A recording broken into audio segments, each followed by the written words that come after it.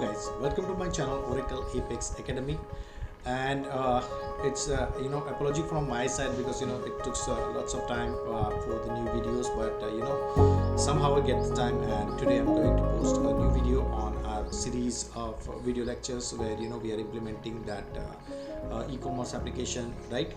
So just take a look on this environment where we were having an introduction part of this application that was e-commerce site. Let's me just use this one. Okay, fine. So last time when I uploaded video, that was on how to manage the things by as far as the admin part is concerned. We have covered up that videos, and if somebody is just jumping on this video, it's already been a few videos have been already uploaded where you can take a look on that, how the system is working and how the admin part has been developed and so on. And today I'm going to show you something like how to go and create something like this one, as you can obviously that see on the screen. Let me just take you to this because this is the development environment, and I don't want to work here. I'll be taking to this environment where have okay, fine. So currently I'm not logged in because it's obviously open for all, and if somebody user is there, if let me just log out and starting from the scratch, let me create one account, and it's going to be the temp account, it may be or something.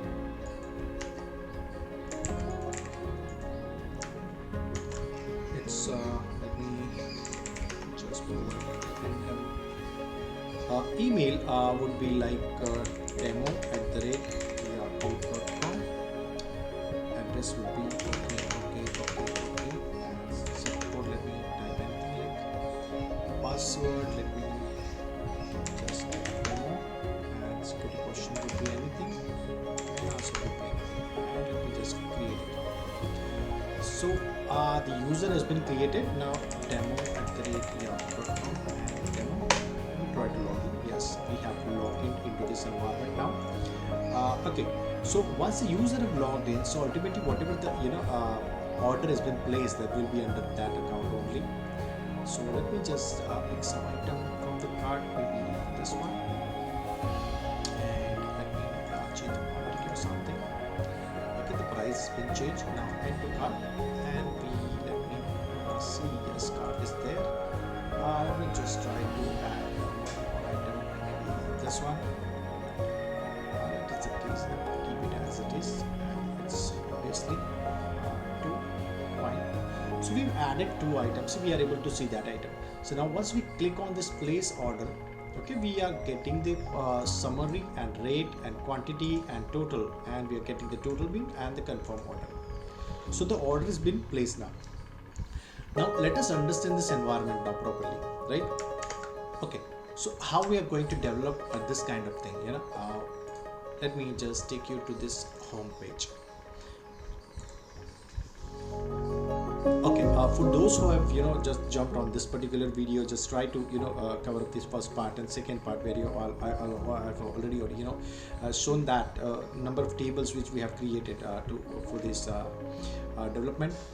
Let me just take you to this shop by category report. So we have created one report which contain, obviously it's a classic report, and we want this reports to be like link with the image. Whenever somebody is clicking on the show more item, let's say might be shoes or something, and show more item, so he should be redirected to another page where it should populate the result which has been selected by the user, and further the all the product which is available in our cart or whatever your application.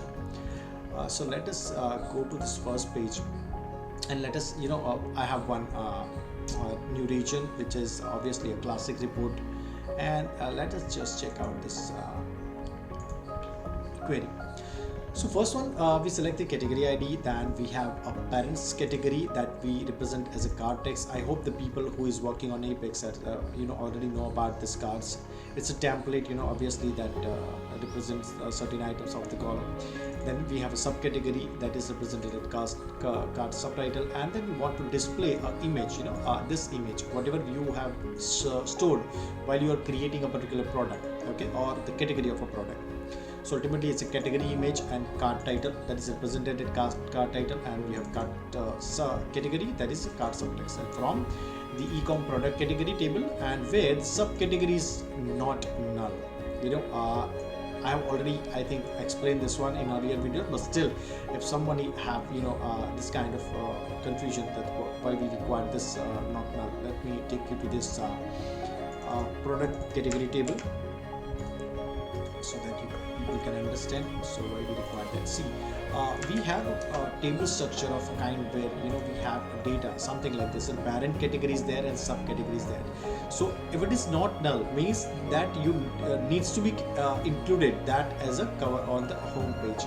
Like if the computer is there and this particular things, computer parent category is there, computer parent category is there, but if you don't have the subcategory, that is means that is the what we can say that is a main parent category, while this particular thing has a product under it. So once obviously you have to create this in the as table level itself. So ultimately, whenever you have number of parent category, then whenever you want to create some subcategories, then you can create some subcategories. So that's why we have put something like that. So whenever you just display that subcategory is not null, it should not be null. So whenever there is an application, there is a product under the category, then it will be populated, right? Okay. Further, let me just take you somewhat up. Okay, fine. It's visible properly now. So template is standard, and I have modified at certain level this particular thing, X large and so, and let me just, I don't have anything else. As far as the column is concerned, see, as far as card subtitle is a plain text, then card title we have we have a display image, because we want to have image to be displayed when the category has been there on the first page. So that's the card title, and here we are just setting the table name. Table name is ecom product, then blob column is category image, and the primary key would be that category ID.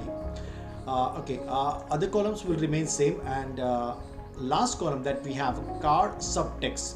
Okay, so what we want is whenever the user is clicking on hover on this one, so it should be populated as redirected to the another page. Let's show more item, and that's a link. So ultimately we are redirecting that to the page 6. So if I consider page 6, that is a kind of page where whenever any product has been selected by the user, then he or she should be redirected to page number 6 only. But we are setting the category ID, right?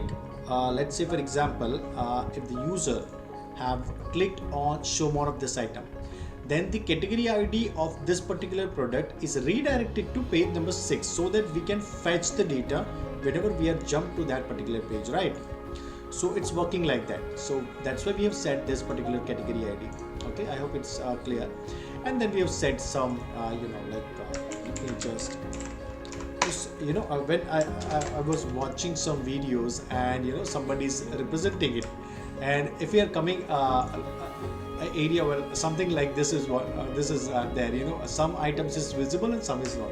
So I don't want that to be happen with my video. I want to display everything, okay, fine. So we have created a class, and we have some simple button, and we just set some basic aspect of the what we can say that link attributes, so that is visible to the end user properly.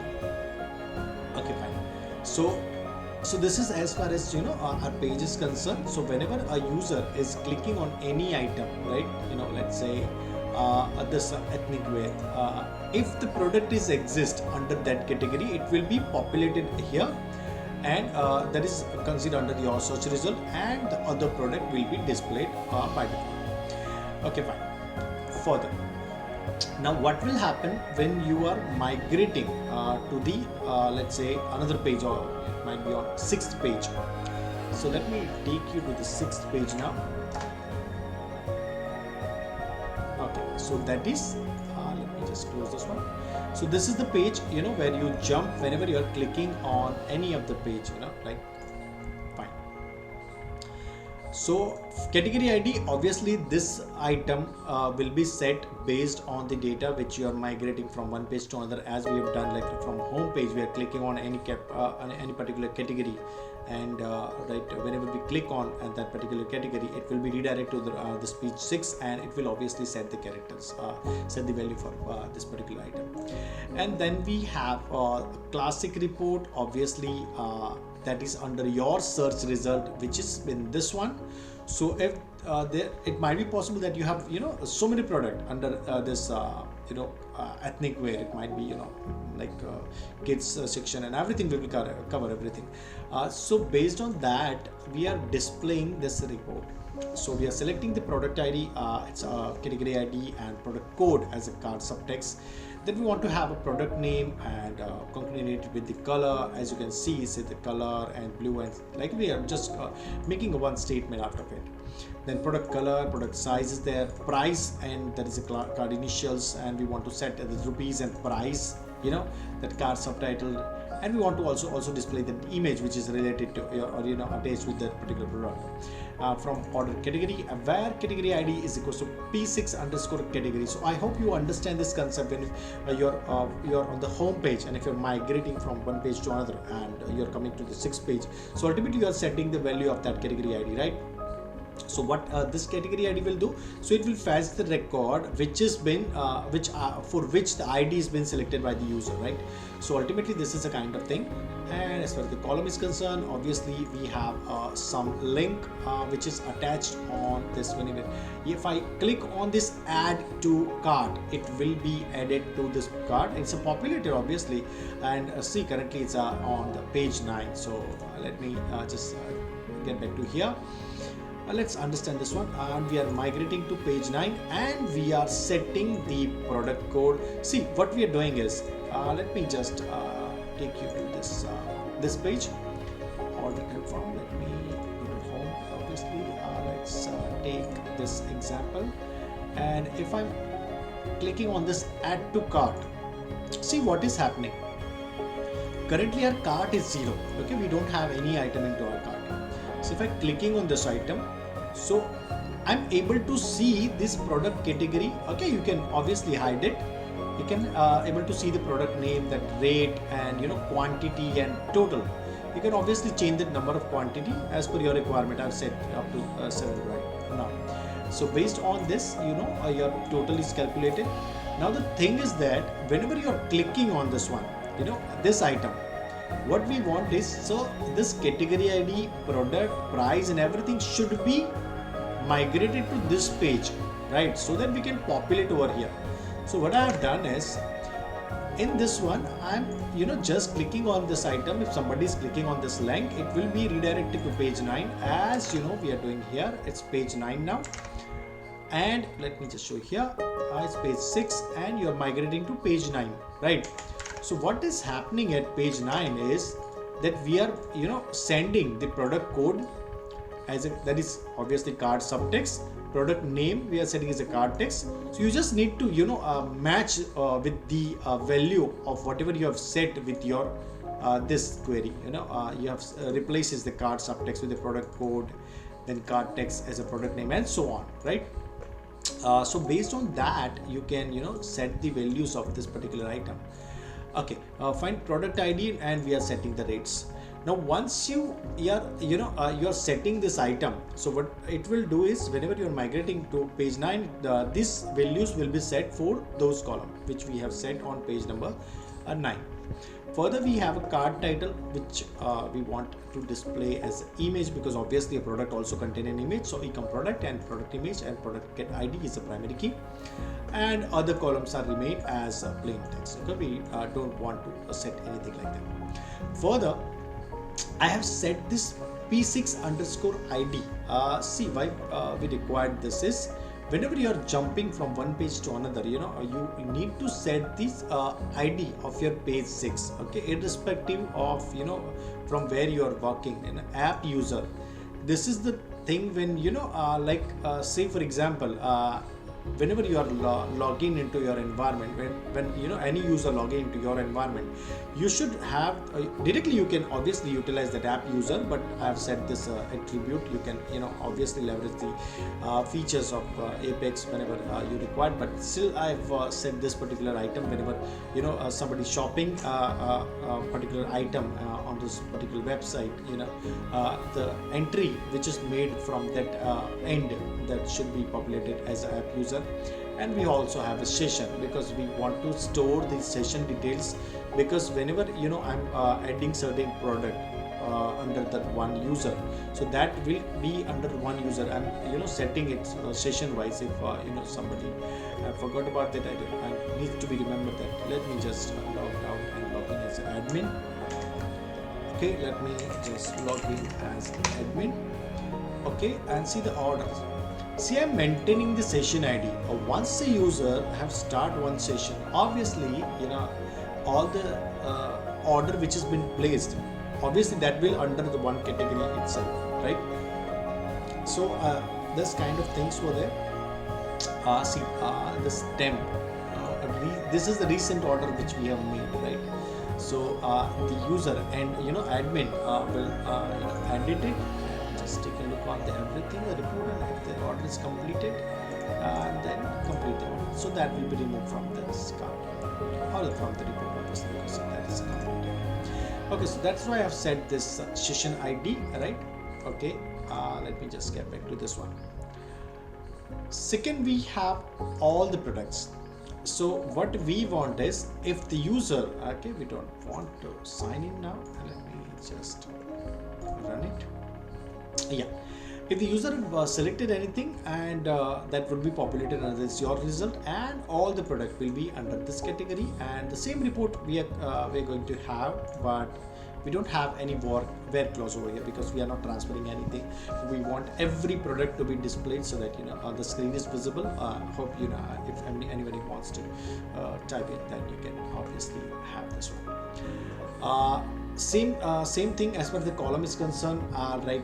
Suppose if you want to have card subtext, then obviously it's a link to page number 9, and all the product, all the, you know, items, same thing we which we have done in you know, earlier part. So nothing changes as far as that is concerned. We have the card title as obviously display image, we are displaying the image, and this page is done. You know, same way we have page number 1 ID and 1 and session for this rest users also. We also have a one view, let's say, okay, part of the things like, okay, fine. Now see, as far as this let's say if I click on add to cart, and this is a view which is been created, okay, ultimately. So let me just click on this one, columns, okay, and place an order. See, whenever I click on add, okay, this view is coming, and add to cart is there. But after adding to the cart, see, if I click here, so I'll be able to see the place order item, right? Because as I'm in development environment, let me take it here. Okay, fine. Now let me just add one item here. Just add to cart, and this is the page, you know, where we want the item to be displayed, which has been added into the cart, right? So currently we have added one item, and let's say for example I'm adding some more item like this one, and let me set 4 and add to cart. So this 2 item I have added, right? So once I click over here, I'll be able to see that report. So this report is coming on the same page, okay, as a view, which has been set something like this. It's a classic report, right? So how we can do something like this?